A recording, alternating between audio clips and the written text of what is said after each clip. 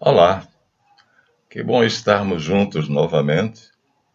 Estamos gravando para vocês o terceiro vídeo da série Aprendendo a Pensar, do nosso canal Guia dos Perplexos. É oportuno dizer aqui que Platão afirmou que o homem que deixa de ficar perplexo diante dos fatos e das coisas, deixa de pensar.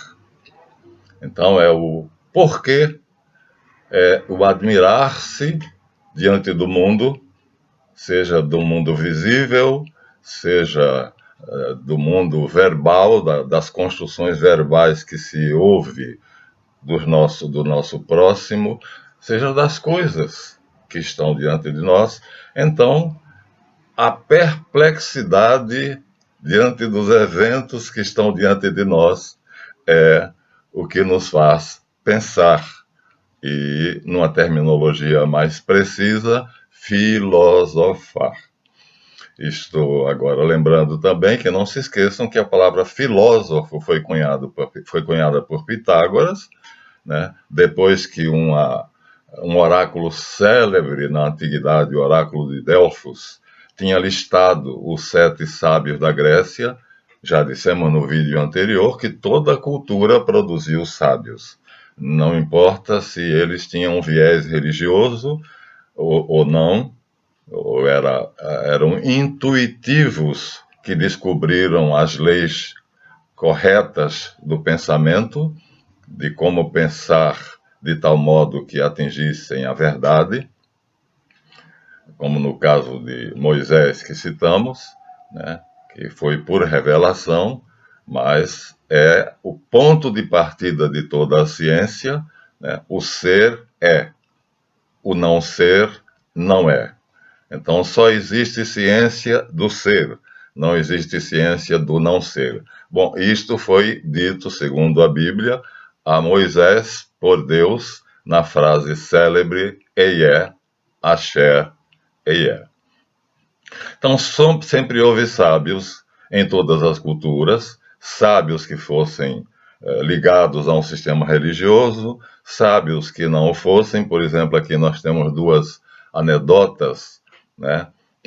Uma que se refere a um mandarim chinês que tinha uma sala enorme, repleta de vasos de porcelana pintados de metal, portanto, ouro, prata e coisas assim. Eu conheci um artista que fazia esse trabalho, pintava a porcelana, ele era empregado em Brasília, né? E lá ele recebeu várias encomendas, inclusive quando Jaqueline ainda Kennedy veio ao Brasil, ele recebeu da presidência da República a encomenda de fazer um jogo de café para ela. Aquele bulizinho de louça, de porcelana, e as xícarazinhas, e o bulizinho de chá, e o bulizinho de leite. Eu o conheci e ele me presenteou com um vaso de porcelana que tinha 3 quadros pintados nele, as 3 raças que constituem o Brasil, né? O português, tinha o rosto de Pedro Álvares Cabral com a caravela, o negro tinha o desenho de africanos e o índio, que tinha também desenhos de indígenas. Infelizmente, o meu filho, depois de ter ganhado uma bola de futebol de presente, ele foi brincar na sala e, ao chutar a bola, numa das vezes em que ele chutou a bola ricocheteou nas paredes, nos móveis, bateu no vaso, o vaso caiu no chão e estilhaçou-se. Então o mandarim tinha uma imensa sala de vasos de porcelana, como o meu, que Maximiano Antônio Lameirão era o artista que o fez, e foi um dos meus mestres encarnados. E então, como eu disse, sábios há em todas as culturas, e esse mandarim tinha um apreço a esses vasos tal, eu devo dizer que não bati no meu filho, não dei a prometida surra, né, que eu ameacei para quem quebrasse aquele vaso, mas eu não bati nele, quer dizer, a tolice foi minha, né, deixar ele brincar com a bola de futebol na sala. Então aí eu fui um tolo e não fui um sábio. Ele apenas, seguindo o seu nível de ação infantil, decidiu brincar em vez de no quintal, na sala, e o vaso foi-se. Então, milhares de vasos de porcelana numa sala e uma pessoa encarregada de limpá-los de maneira própria, com um método próprio, muitíssimo bem paga para isso, mas se quebrasse um jarro, a pena era a morte. Era sentenciado à morte. E assim, em cerca de 2 anos, pelo menos 5 funcionários daquele mandarim que tinham os vasos de porcelana pintados, pelo menos 5 desses funcionários quebraram vasos e foram sentenciados à morte. Então, o mais sábio homem daquele reino, daquele mandarim, apresentou-se para ocupar a função. O mandarim aceitou, os colegas dele acharam estranho que ele se candidatasse à morte, praticamente, porque era impossível não quebrar um daqueles centenas de vasos de porcelana preciosos, e aí ele foi. Primeiro dia que ele foi, entrou na grande sala e quebrou todos os jarros de porcelana do mandarim.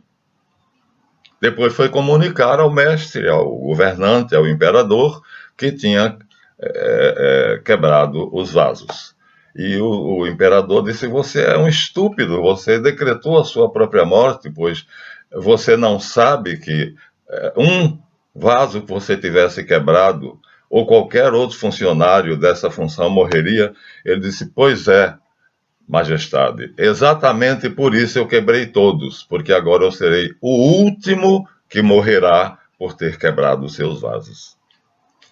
Ninguém mais depois de mim sofrerá pena de morte por quebrar um dos seus belíssimos vasos de porcelana.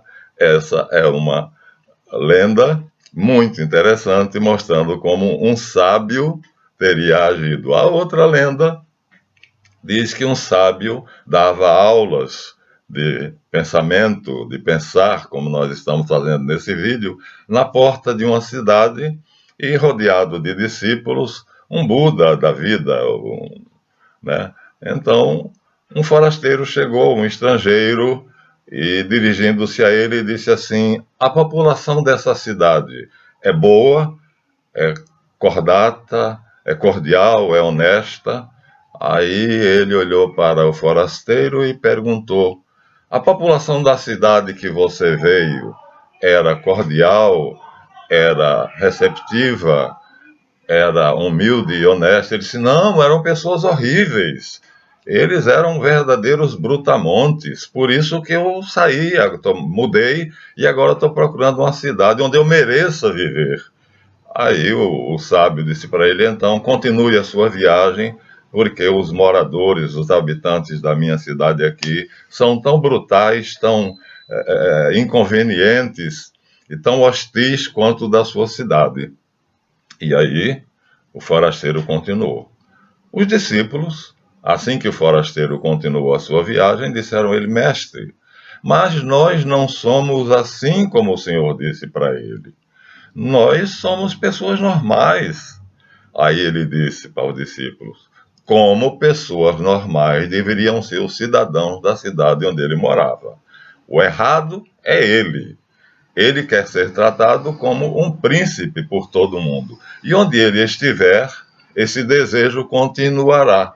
Então, não há cidade que ele ache que se adeque à sua exigência de ser bem tratado. Logo, se eu dissesse que nós somos pessoas normais e que ele podia tentar se estabelecendo aqui, ele ia terminar exigindo, vivendo e exigindo ser tratado da maneira principesca que ele quer ser tratado e culparia a nós pelo erro de não dispensarmos a ele o tratamento principesco que ele acha que merece. Então os discípulos entenderam: o erro está nele, não está nós. Na cidade dele todo mundo é normal. Agora, trazendo a anedota mais para perto, na época dos parnasianos, havia um parnasiano menor muito inteligente. Os parnasianos eram uma escola que primava pela perfeição da língua. Eles eram cultores da poesia, mas também da língua. Eles tinham um cuidado imenso com a língua portuguesa, né, que um deles definiu como sendo última flor do Lácio, inculta e bela. Inculta por nossa causa, né? Porque, como eu disse, a história do pegar o ônibus aqui neste bairro e soltar do ônibus no outro, isso é absurdo, é uma construção abstrusa, porque se você não soltar o ônibus, ele vai lhe arrastar, vai lhe ferir, vai lhe machucar. Então você não tem que soltar o ônibus, você tem que subir no ônibus e descer do ônibus. Mas a expressão preferida pelas pessoas é pegar o ônibus e soltar o ônibus, ou seja, não diga soltar, fale correto, diga saltar. Como os parnasianos, então, que tinham o máximo cuidado, tanto com a morfologia, ou seja, as palavras, usando corretamente o substantivo, adjetivo, pronomes, verbos, né, os sinais de pontuação, acentuação, como com a sintaxe, colocando corretamente a concordância verbal, a concordância nominal e fazendo uma análise sintática apurada de cada frase para que seu poema ficasse perfeito. Portanto, eles miravam a perfeição. Um desses poemas conhecidíssimos e que me vem à mente agora é um poema de um parnasiano chamado Júlio Sallusti, e o poema se tornou famoso porque ele achou uma rima rara.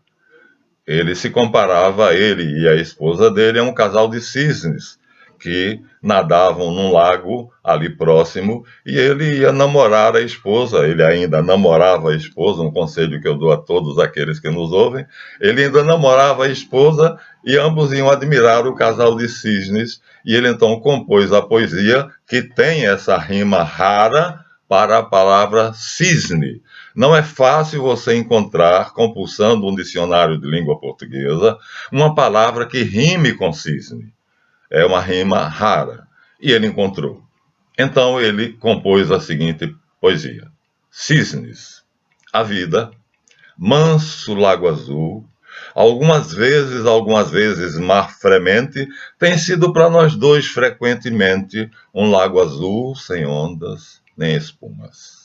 De manhã, quando desfazendo as brumas matinais sopra um ar vermelho e quente, nós dois vogamos indolentemente como dois cisnes de alvacentas plumas. Um dia, um cisne morrerá por certo, quando chegar esse momento incerto no lago em que talvez a água se tisne, que o cisne vivo, cheio de saudades, nunca mais cante, nem sozinho nade, e nem nade nunca ao lado de outro cisne. Ele encontrou, portanto, a palavra tisne, do verbo tisnar, que é justamente quando naquelas lamparinas antigas, lampiões que você erguia a parte de vidro para acender, depois baixava a parte de vidro e a chama, com o tempo, ia tornando o vidro da lamparina ou do lampião obscuro, né? A fumaça ia enegrecendo o vidro. Então isso é tisnar. Então, com a morte de um dos cisnes, talvez a água do lago se tisne. Então, Júlio Sallusti encontrou essa rima rara e nos deixou, nos brindou com esse poema belíssimo, né? Românticos, eles eram não somente românticos, mas simbolistas, né? Eles reuniam as características de várias escolas artísticas, né? O romantismo e o simbolismo eram uma dessas. Então, um parnasiano menor, chamado Emílio de Menezes, foi, a convite de uma condessa da época, a uma reunião. Ela era uma mecenas, quer dizer, uma pessoa que gastava o dinheiro dela para promover a cultura e a arte. Então, ela era uma benfeitora dos artistas. E ela alimentou, portanto, a poesia de muitos parnasianos, como Olavo Bilac, Júlio Sallusti e outros. E Emílio de Menezes foi para a reunião que ela convidou, porque na época ele foi considerado um parnasiano eminente e não iminente, viu? Como disse o ministro da Educação de Temer. Então várias pessoas eminentes, famosas, estavam ali, e a condessa tinha mandado pintar na sala, onde havia uma mesa enorme, com uma lauta refeição para comemorar o encontro de todos aqueles artistas, ela havia mandado pintar uma cópia da Santa Ceia de Da Vinci, que está no Convento das Freiras, não sei de que lugar. E o Emílio de Menezes entrou, a condessa muitíssimo bem vestida, mas com um decote provocativo. Ele entrou, cumprimentou Bilac, cumprimentou um, cumprimentou outro e foi cumprimentar a condessa. E ela indignada, porque uma das coisas que ela queria era que aquele quadro da Santa Ceia que ela mandou pintar fosse admirado. Ela disse para ele, depois que ele a cumprimentou: Senhor Júlio, o senhor não vai admirar e formular o seu juízo sobre a Santa Ceia do Senhor que eu mandei pintar na nossa parede? Ele, por um momento, ele sentiu aquele pequeno desequilíbrio, mas recuperando-se, disse: Senhora Condessa, eu não tive a atenção chamada para a Santa Ceia do Senhor, porque eu fiquei fascinado pelos santos seios da Senhora. Aí ela riu e tudo ficou como estava. Então você vê o exercício da inteligência como é importante, né? E voltando agora ao eminente e iminente, ao soltar, pegar e soltar.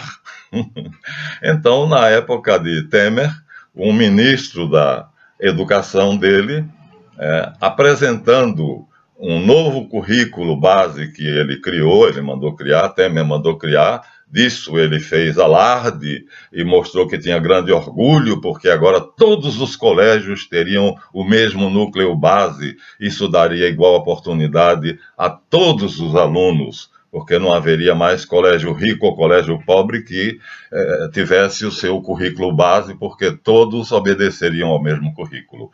E o ministro da Educação dele apresentou-se na televisão para dizer ao público que a apresentação desse trabalho já estava eminente. Na verdade, ele trocou as palavras pela parônima, quer dizer, não era eminente, era iminente, ou seja, a apresentação desse currículo que Temer tinha encomendado à Secretaria de Educação e Cultura estava próxima, iminente, e ele falou eminente. Outra coisa, outra coisa foi que o próprio Temer cunhou ele mesmo uma propaganda, né, de que agora, dizia a propaganda, né, governo federal, Brasil, ele dizia que agora com um currículo base igual, então todos os alunos de todas as escolas, não importa se fosse da elite ou se fosse da favela, todos os alunos teriam o mesmo currículo base. E tendo o mesmo currículo base, todos teriam igualdade de oportunidades. Bem, ele, não sei se ele percebeu, mas ele estava falando um sofisma, uma grande mentira, porque não é o currículo que vai dar as oportunidades. É lógico que um aluno que estude aquele currículo base no Colégio Santo Inácio ou Colégio São Bento, tem uma, vamos dizer, capital pessoal, né? Capital social, amizades, um convívio com pessoas que darão a ele oportunidades que aquele que estudar num colégio pobre não terão. Daí, uma juíza que tinha juízo mandou tirar a propaganda do ar por ser propaganda falsa, por falsa propaganda, que ela percebeu o sofisma, ela percebeu o erro que ele disse. Quer dizer, dar um currículo igual para todos os estudantes não significa dar oportunidades iguais. São coisas completamente diferentes. Então, ele não sabe filosofar. Quer dizer, a não ser que tenha aprendido na cadeia nas 2 vezes que foi preso, mas ficou tão pouco tempo lá. Então, Estou, assim, admirado de ver tantas vezes pessoas que chegam para mim e falam advogado, aí eu falo assim, não, não é advogado, é advogado. Aí a pessoa diz, o D é mudo, né? Aí eu falo, não, não existe consoante muda em português desde 1927. Quer dizer, a consoante advogado, ela é ouvida. Você ouviu eu dizer advogado. Ou quando eu digo pneu, você ouviu eu dizer pneu, só que é uma consoante sem apoio vocálico. Na nossa língua há uma peculiaridade. Nós, de língua portuguesa, principalmente português brasileiro, só pronunciamos uma sílaba, só conseguimos pronunciar uma sílaba se ela tiver uma vogal. Da, de, di, dó, du, por exemplo.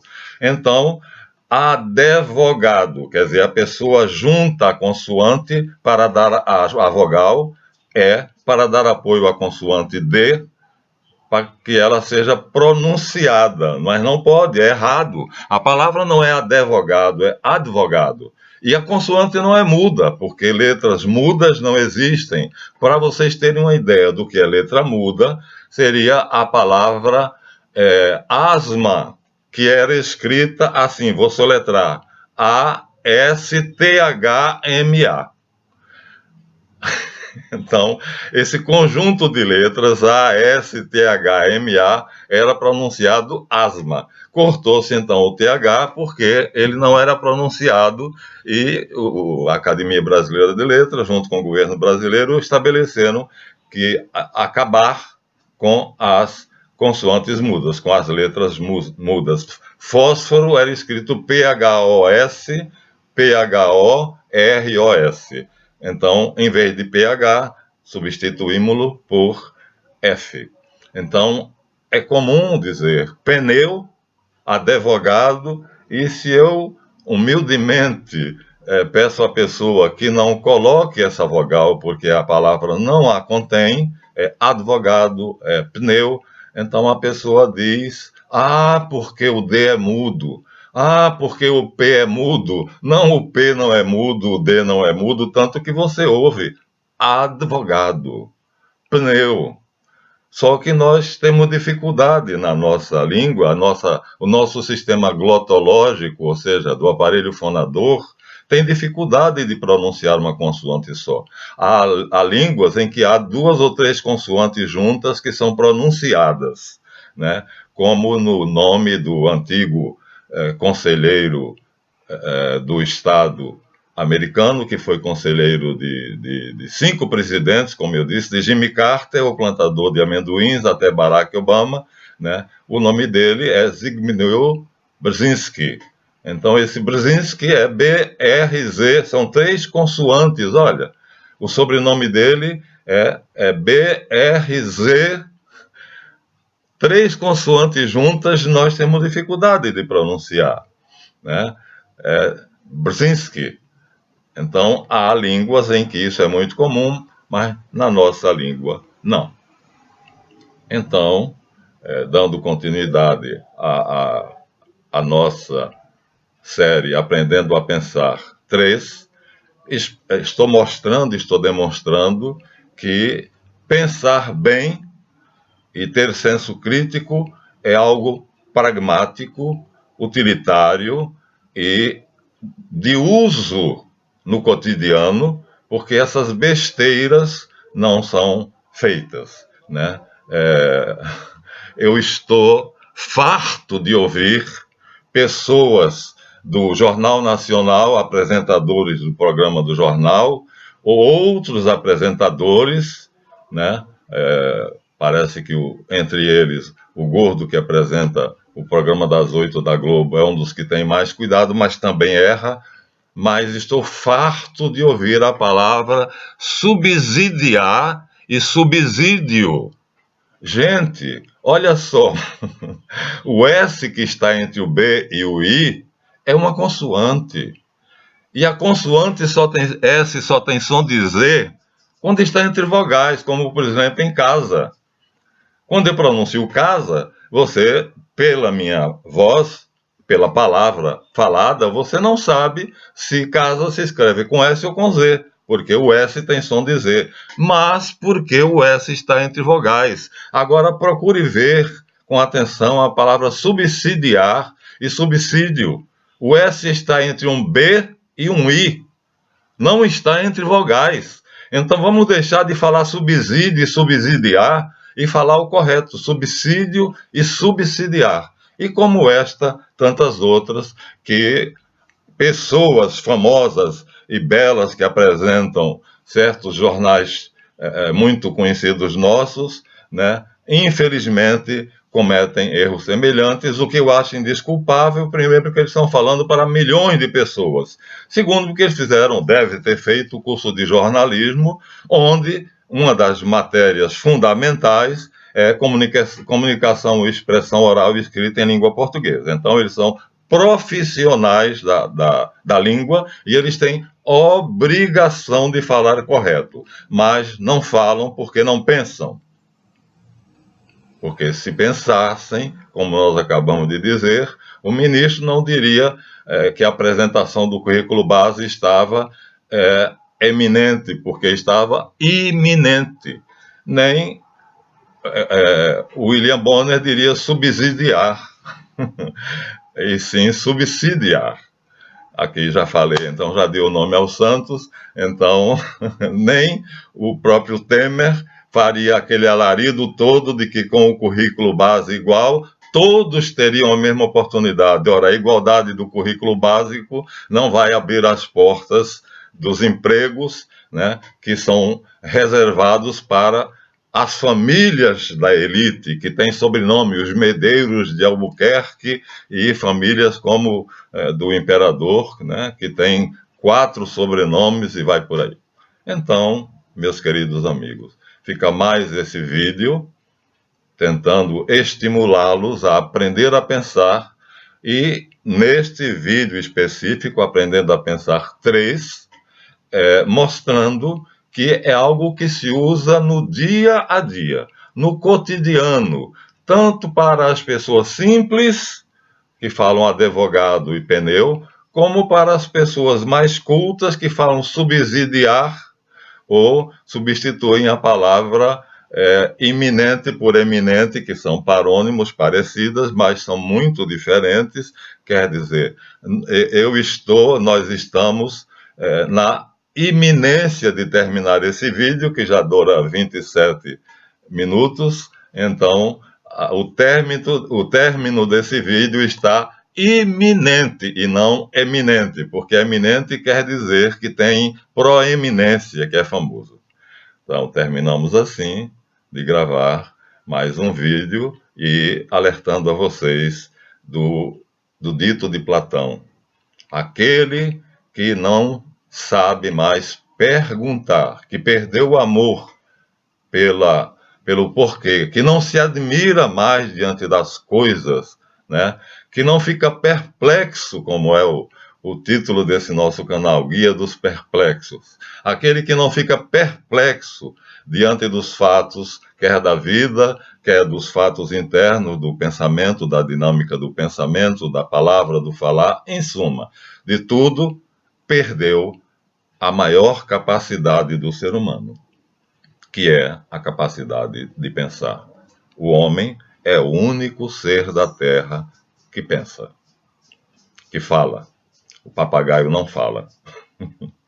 Quem disser que o papagaio fala está cometendo um grande equívoco. Então, muito obrigado. Não se esqueça de dar o seu like se você gostou.